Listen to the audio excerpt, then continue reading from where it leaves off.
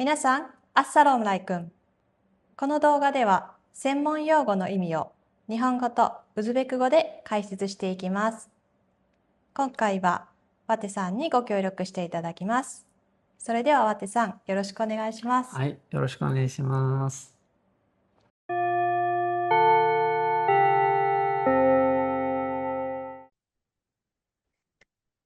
今回のテーマは、ウズベク語でボゾールを表す日本語についてです。実は、この漢字には2つの読み方と全く違う意味があるのを知っていますか？今回はそれを一緒に勉強しましょBugun sizlar bilan bozor so'zini anglatadigan, ya'ni bozor ma'nosini bildiradigan so'zni yapon tilida ikkita ma'nosi bor. Shularni o'rganib chiqamiz. Ya'ni bozor degan so'z yapon tilida foydalanishligini, ya'ni qanaqa foydalanishligini siz bilarmidingiz? Agar bilmasangiz, bugungi darsimiz davomida to'liqroq o'rganib olamiz va bugungi darsimiz biz o'zbekistonlik talaba yoshlar uchun uchta stepga bo'lganmiz, ya'ni shu yo'riqnoma qilib chiqqanmiz. Shularni darsimiz davomida to'liqroq ustoz bilan birgalikda o'rganib chiqamiz. う。では、3つのステップで理解していきましょう。1つ目、漢字の共通点。2つ目、市場、具体的な場所。3つ目、市場、抽象的な言葉です。この3つをマスターしましょ Hop. Ya'ni bugun sizlar bilan uchta bosqich orqali tushunamiz, o'rganib chiqamiz. Bugun birinchisi bizda kanjini umumiyligini bilish, ya'ni umumiy kanjini qanaqa ma'no anglatishligini bilan o'rganib chiqamiz va keyingisida esa qachon ichiba deb o'qiladi va qachon shejo deb o'qiladi. Shularni to'liqroq o'rganib chiqamiz. Ko'proq ichibani biz aniq jismoniy joyga nisbatan ishlatamiz. Shijoni esa bu ko'proq mavhum, abstrakt iqtisodiy tushuncha hisoblanadi. Bularni ham videomiz davomida to'liqroq tushuntirishga harakat qilamiz. う。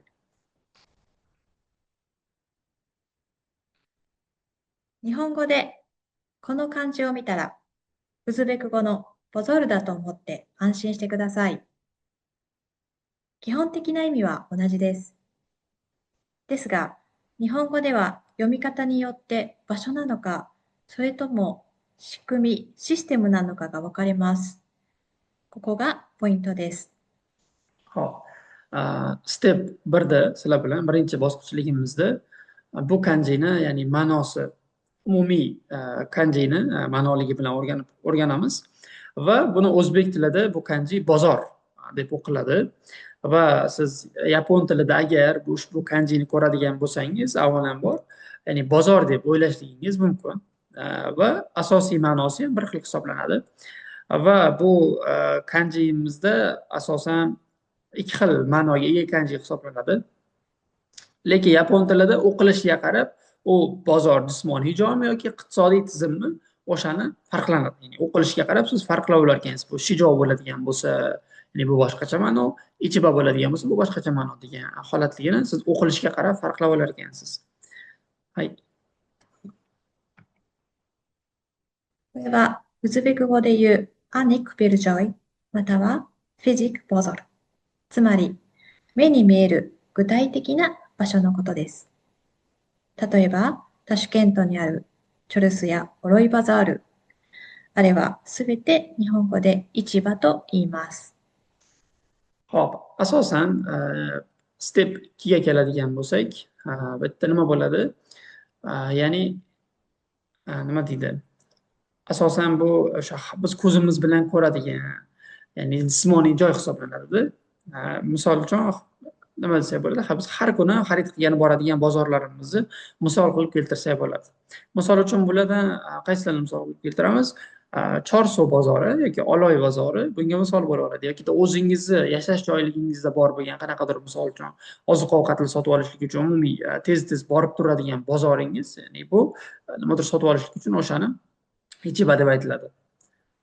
はい。それがこの築地市場です。美味しい魚が買えたり、食べられたりする具体的な場所です。皆さんが旅行でバゾールに行きたいというときは 100% 市場と発音してください。Hop, keyingisiga keladigan bo'lsak, ya'ni Yaponiyada ham shunaqa mashhur bozorlar mavjud. Ya'ni bizni xuddi o'zimizni Oloy bozori, Chorsu bozoriga o'xshagan Yaponiyada ham shunaqa turdagi mashhur bozorlar bor. Va ulardan biri Tsukiji deb nomlanadi. Yani Tsukiji. Eslab qoling, Tsukiji bozori hisoblanadi va u yerda ham Yaponiyada eng mashhur baliq bozorlaridan biri hisoblanadi bu Tsukiji bozori. Va bu yerga borib siz baliq sotib olishingiz mumkin, uni yeyishligingiz mumkin.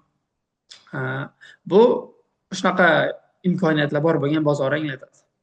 Va sayyoh o'laroq, misol uchun bormoqchi bo'lgan joyi, misol uchun bizga ham sayyohlik keladigan bo'lsa, ko'proq Chorsu bozoriga borib ko'rishadi, ya'ni bozorga borib o'zlariga kerakli narsa sotib olish. Umumiy shunaqa bozorlar ham Yaponiyada ham mavjud. Bu Tsukiji bozori hisoblanadi va sayyohlar ham boradigan paytida ko'proq misol uchun Tsukiji bozoriga ham tashrif buyurishar ekan va buni siz bunaqa holatlarda ya'ni doim Ichiba deb o'qishligingiz kerak bo'ladi. 次に、ステップ3。同じ漢字を市場と読む場合です。こちらは一転して目に見えない経済学的な概念や抽象的なシステムを表します。特定の建物のことではなく、経済の動きや取引される規模全体のことを表します。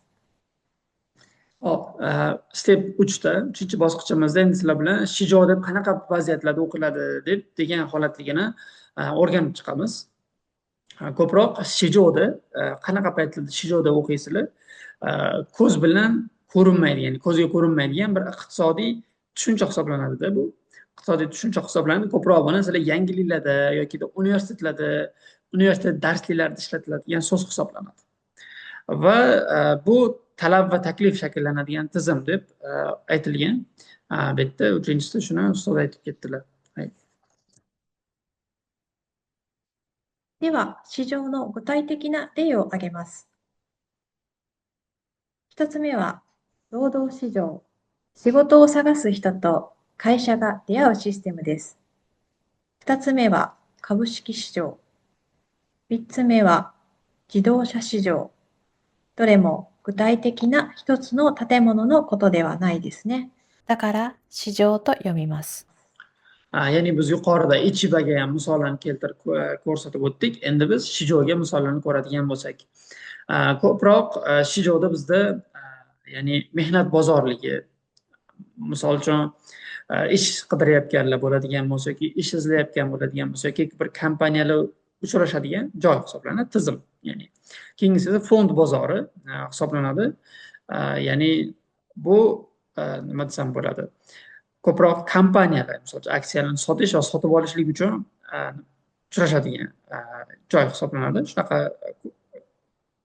moliyaviy tizim desak ham bo'laveradi. Keyingisi esa bu avtomobil bozori hisoblanadi. Ya'ni butun avtomobil sanoatini savdo hajmi deymiz yokida iqtisodiy ko'lamligini anglatadi desak ham bo'ladi.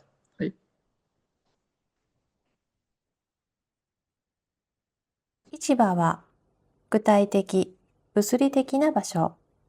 一方で市場は抽象的、経済的なシステムを表す言葉になります。Hop, asosan endi biz muhim point bilan tanishib chiqamiz. Ya'ni biz oldin ko'rgan bo'lsak, ya'ni o'rgandik. Ya'ni Ichiba, Shijoni qanaqa vaziyatlarda ishlatilishligini o'rganib chiqdik va endi qisqacha xulosalaydigan bo'lsak, umumiyda, ya'ni xulosalaymiz. Hop, Ichiba asosan bu real joy, ya'ni fizik joy hisoblanadi. Misol keltirdik, Chorsu bozori, Oloy bozori, Tsukiji bozorini ham misol keltirdik. Shijoga keladigan bo'lsak, bu ko'proq abstrakt tushuncha hisoblanadi va bunga biz mehnat bozori, fond bozori va mashina bozorligini misol qilib keltirdik. はい、ではポイントです。皆さんがニュースや大学の講義、新聞で見る市場という言葉は 90% 以上が市場と読みます。自分が買い物に行く場所を表すとき以外は基本的に市場と読めば正解です。 Endi ishlatilishdagi muhim nuqtalarga to'xtaladigan bo'lsak, bu nima desam bo'ladi? Ko'proq shijoni biz yangiliklarda asosan shijo deb ishlatiladi. qanaqa yangiliklar deydigan bo'lsangiz, misol uchun televizor, gazeta, maqola yokida qanaqadir iqtisodiyot darslarida bu ko'proq siz uni shijo deb o'qishligingiz kerak bo'ladi. Endi o'zingiz yoki misol uchun xarid qilishlikka borganingizda, misol uchun bozorga borganingizda, misol uchun Oloy bozori, Chorsu bozorini misol qilib keltirdik. Shunaqa paytlarda siz ichiba deb o'qishligingiz bu to'g'ri so'zdan to'g'ri foydalangan bo'lar ekan. Shunaqa vaziyatlardan farqlab olsangiz bo'ladi.